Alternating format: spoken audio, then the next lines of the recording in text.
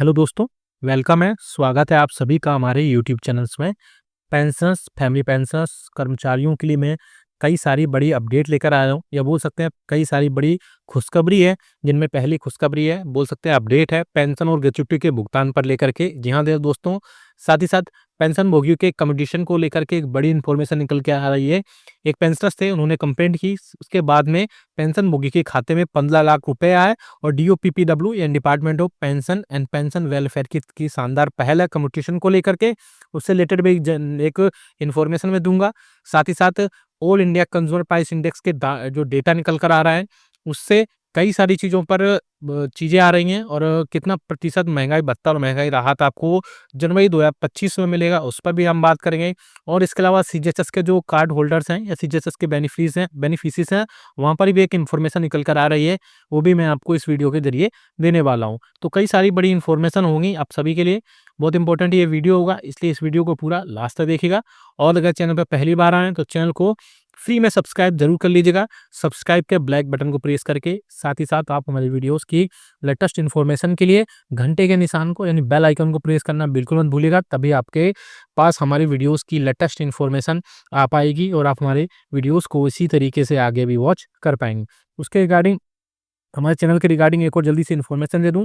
बहुत सारे पेंशनर्स ऐसे हैं जो हमसे डायरेक्ट जुड़ना चाहते हैं या हमसे बात करना चाहते हैं, तो आपको करना सिर्फ इतना है कि आपको 29 रुपये का पेमेंट करके, वो पेमेंट कैसे करना है, पहले हमारे चैनल को सब्सक्राइब करना है। सब्सक्राइब के राइट साइड में एक ज्वाइन बटन है, उस पर क्लिक करिए और वहाँ से 29 रुपये का पेमेंट करने के बाद अब 1 मंथ के लिए आप हमारे प्रीमियम सब्सक्राइबर हो जाएंगे और जो भी आपकी समस्या आप कमेंट बॉक्स में लिखेंगे और विदिन 15 मिनट के अंदर आपको उस समस्या का समाधान कर दिए जाएंगे। आप सामने स्क्रीन पर भी देखेंगे अभी थोड़ी देर बाद कि कैसे आपको ज्वाइन करना है, डिटेल में वहाँ पर समझाया गया है, क्योंकि बहुत सारे पेंशनर इससे जुड़ चुके हैं और अपनी जो भी उनकी समस्या थी उनको वहाँ पर सुलझाया गया है। पहली जो बड़ी खबर निकल कर आ रही है उस पर भी हम यहाँ पर बात करेंगे। यहाँ दोस्तों पहली जो बड़ी खबर है, केंद्र स्वास्थ्य और परिवार कल्याण मंत्रालय ने सेंट्रल गवर्नमेंट हेल्थ स्कीम यानी सीजीएचएस के बेनिफिशियरीज के लिए एक नए नियम लागू कर दिए। जी हाँ दोस्तों, इन निर्देशों का उद्देश्य सुनिश्चित करता है कि सीजीएचएस कार्ड धारकों को सभी सेवाएं सही, सस्ती और पारदर्शी ढंग से मिले। इसके लिए कई सारे नियमों में बदलाव कर दिया गया है और ये बदलाव जो होंगे उनमें पेंशनर्स के लिए काफ़ी ज़्यादा राहत मिलेगी। सबसे बड़ी बात, इनमें जो बदलाव किए गए हैं वो अनिवार्य इलाज के निर्देश को लेकर किए गए हैं। अब सीजीएचएस के जो इम्पैनल्ड निजी हॉस्पिटल किसी भी योग्य बेनिफिशियरीज को यानी एलिजिबल बेनिफिशियरीज को इलाज देने से इनकार नहीं कर सकते हैं। गवर्नमेंट ने यह भी स्पष्ट किया कि सभी अस्पतालों को बिना किसी भेदभाव के लाभार्थियों को यानी बेनिफिशियरीज को इलाज प्रदान करना होगा, जिनमें कई सारी चीज़ें इंपॉर्टेंट हैं। जिनमें कई सारी चीज़ों में आपको अस्पतालों को जिनमें कई सारी सूचनाएं उनके पोर्टल पर प्रदर्शित करनी होंगी, जिनमें पहला होगा कि सीजीएचएस को द्वारा जो उनकी रेट्स होंगी वो निर्धारित करनी पड़ेंगी। वार्ड और आईसीयू में उपलब्ध रेट की बेड की जानकारी देनी पड़ेगी। लाभार्थियों के लिए निर्धारित वार्ड की कैटेगरी निर्धारित करनी पड़ेगी। साथ ही साथ अस्पताल जो है जिस कैटेगरी के लिए जो बेनिफिशियरीज एलिजिबल हैं उससे नीचे का उनको बेड प्रोवाइड नहीं करा सकते, ऐसा उनको प्रतिबंधित करना होगा। इसके अलावा रिपोर्ट की अनिवार्यता होगी। अस्पताल को गैर रेफरल केसें, इमरजेंसी एडमिशन और 70 वर्ष से अधिक उम्र के लाभार्थियों को डायरेक्ट विजिट की जानकारी 24 घंटे के भीतर सीजीएचएस के संबंधित एडिशनल डायरेक्टर को ईमेल के माध्यम से देनी होगी। बिना किसी रिपोर्ट के मामलों को स्वीकार इसमें नहीं किया जाएगा। और ऐसे प्रिस्क्रिप्शन के भी नए नियम इसमें बना दिए गए हैं। अस्पतालों को प्रिस्क्रिप्शन में केवल जेनरिक दवाओं के नाम लिखने होंगे।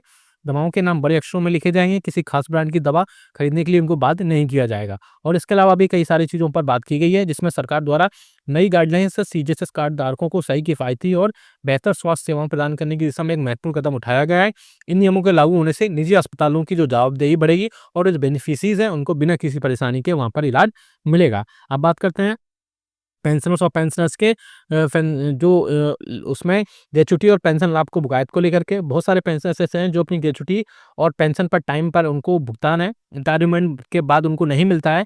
उसके बाद में अब पेंशनर्स ने डिपार्टमेंट ऑफ पेंशन वेलफेयर ने एक इम्पोर्टेंट जो है एक पेंशनर्स थे उनकी सारी इन्फॉर्मेशन शेयर की है और उसमें बताया कि उन्होंने कैसे वहाँ पर कंप्लेंट की। साथ ही साथ कंप्लेंट करने के बाद उनको कैसे 4,26,000 रुपये 4 साल बाद उनको 26 लाख रुपये उनके परिवार में जो पेंशन जो चिट्ठी थी वो अन्य वेलफेयर का वहाँ पर उनको पैसा दिया गया। जी, डिपेंड करता है कि किस प्रकार से आपने कंप्लेंट करते हैं। बेसिकली एक पेंशनर्स थे जिनको 4 साल तक उन्होंने कंप्लेंट करते रहे लेकिन कोई फ़ायदा नहीं मिला। उसके बाद में जहाँ उनकी पेंशन है, ग्रेच्युटी और अन्य लाभ का भुगतान नहीं किया गया था, उसके बाद उन्होंने जो है कंप्लेंट की। कंप्लेंट बेसिकली मैं बता दूँ आपको, उनके कंप्लेंट में था कि उनको परिवार पेंशन, ग्रेच्युटी और अन्य जो बेनिफिशरीज़ थी या अन्य बेनिफिशियल लाभ थे उनको वो प्रोवाइड नहीं करा पा रही थी वहाँ पे जो डिपार्टमेंट था। उसके बाद उन्होंने कहीं से उनको सीपीईएन ग्राम्स के बारे में, पोर्टल के बारे में पता चला और उसके बाद उन्होंने वहाँ पे दर्ज की।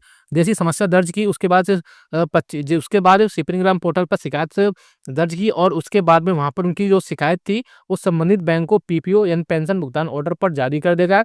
हालांकि उसके बाद भी उनको जो रियल पेंशन थी वो उनको प्रोवाइड नहीं कराई गई। उसके बाद उन्होंने डिपार्टमेंट ऑफ पेंशन पेनफेल ने इस मामले को फिर से पंजीकृत किया और मामले की फिर से वहाँ पर जांच की। जांच करने के बाद पाया गया कि लगातार प्रयासों और गहन फॉलोअप के बाद भी आखिरकार उनकी पेंशन, जो पारिवारिक पेंशन थी वो शुरू की गई और सेवानिवृत्ति लाभ तथा परिवार पेंशन के बकाया सहित कुल 26 लाख रुपए की उनकी राशि का भुगतान किया गया। तो यह मामला ऐसे पेंशन धारकों के लिए, परिवारों के लिए एक उदाहरण है जो अपने अधिकारियों के लिए संघर्ष कर रहे हैं और बिना किसी भावनात्मक सहारा और उनके जीवन में नई उम्मीद लेकर आया। इसे डीओपीडब्ल्यू ने के प्रयासों से सुनिश्चित हुआ कि उनको उनका हक मिल सके और सम्मानपूर्वक जीवन जी सके, क्योंकि पेंशनर्स के कई बार उनकी कंप्लेंट होती है और उस कंप्लेंट के चलते उनको कई बार उनके एरियर्स और भी कई सारी चीज़ें हैं, उनकी पेंशन सही टाइम पर नहीं मिल पाती है जिसके चलते बहुत ज़्यादा परेशान रहते हैं। उसके बाद में उन सारी समस्याओं को कंप्लेंट करने के बाद और डिपार्टमेंट ऑफ पेंशन वेलफेयर ने उनकी सारी चीज़ों को वहाँ से फिर से सारी चीज़ें ऐड करने के बाद उनको पेंशन टाइम पर मिलना स्टार्ट हो जाती है।